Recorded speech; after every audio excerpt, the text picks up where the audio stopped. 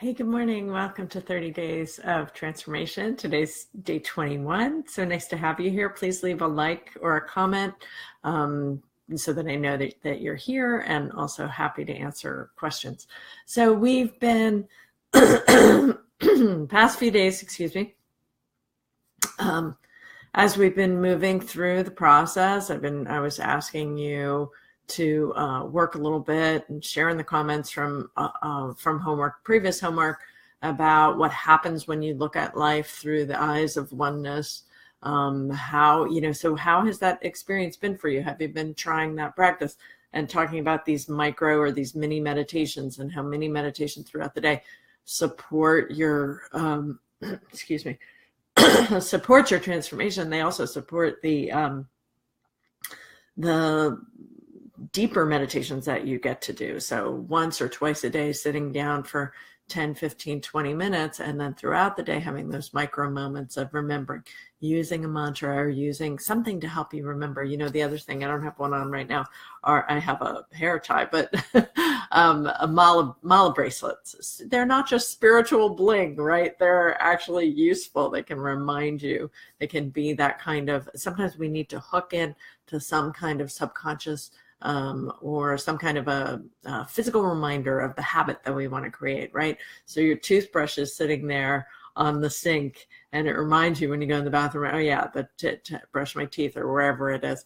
Or just walking into the bathroom is enough of a cue to remember to brush your teeth. These sorts of things start to, we can hook into those kinds of habits we've already created, those kinds of positive lifestyle habits, to create these kinds of meditation or asana or pranayama habits as well. And also ethical habits, right? The things that clue us in and that go, oh yeah, I'm trying to practice whatever it is, non-harming this week, or honesty, or whatever, contentment. So creating those kinds of, and I forget what they're called in psychology, but creating those kind of cues that remind you to keep installing the habit and kind of deepen the groove of the habit in space. Really important.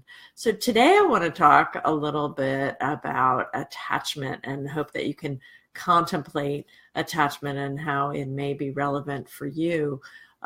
It's relevant for all of us. And so there was this guy named John Bowlby, and he did all these experiments in the 70s. And he would have like a baby and a mom, and then the mom would leave. And when the mom would come back in, he would see how the baby would respond to her returning. And so he developed these different, and there's more than what I put down on my 3 bullet points. I only have 3 bullet points. But basically what it comes down to is that there's these 3 different ways that we attach to our caregivers. And these studies, by the way, have been replicated again and again. And in that replication, these things have been confirmed. So this is good science. So basically, there's 3 ways that we attach. We attach with avoidant attachment. That's sort of like, I kind of would rather not be, I'd rather not be near that person because it just triggers something in me. Oh, and by the way, that he did these studies in young kids, but then he saw that we transfer these, or we carry these styles with us throughout our lives. So I always joke, like my husband, when he feels stressed or something, he likes to go into his man cave and like get on his computer or watch a movie or something. He doesn't want to like participate when he's stressed. Yeah.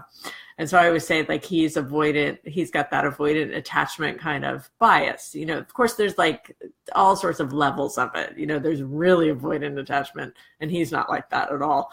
But that's a dysfunction, right? It becomes dysfunctional. And then there's anxious attachment. So I always joke that I'm anxiously attached, because I'm like, when I get stressed, I'm like, I want to talk about it. I want to figure it out. I want to connect, I want to have that sort of connection, because that makes me calm down. So the joke is like, oh, when we're both stressed, it's like we want the opposite things, and I don't think that's uncommon for my cat wants to come on. I don't think that's uncommon for men and women. I think it's kind of a common scenario that happens. But is it functional or is it dysfunctional? That's where it comes in. So when it's a dysfunctional attachment, then it starts to create these problems in your relationships and in your life.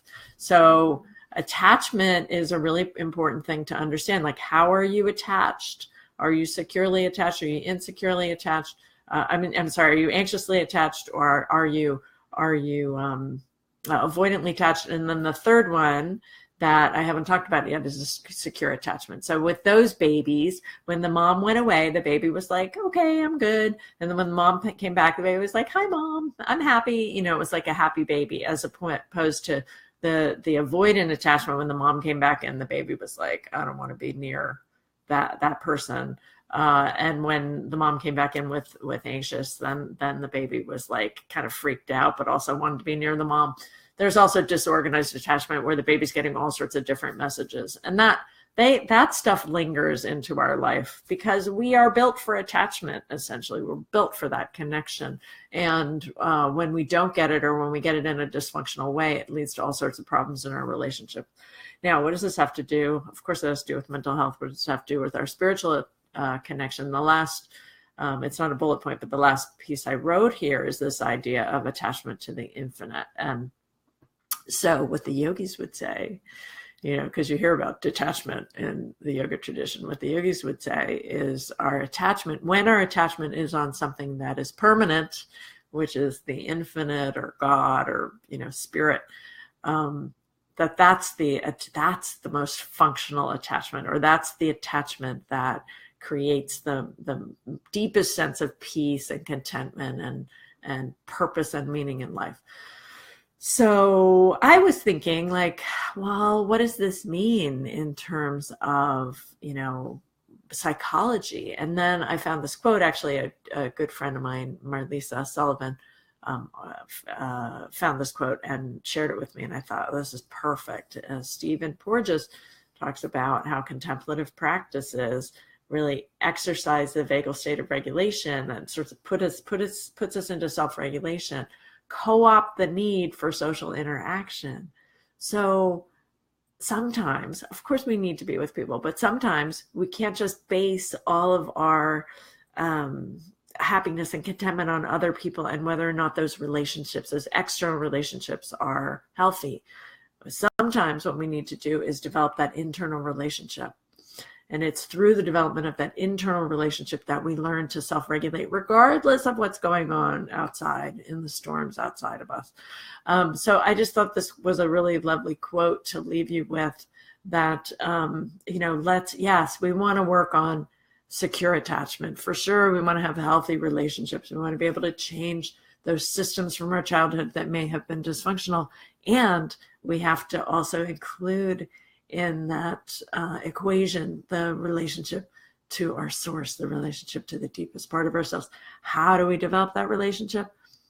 Well, the yogis would say through contemplative practices, by connecting with source, but also, you know, through these micro moments of remembering. So I'd like to ask you to leave in the comments what works for you, what helps you to develop that relationship. That to leave that in the comments will be helpful for other people that see the video. So thanks for being here today. Can't wait to see you tomorrow. Please leave questions or comments, and we'll talk again soon. Namaste.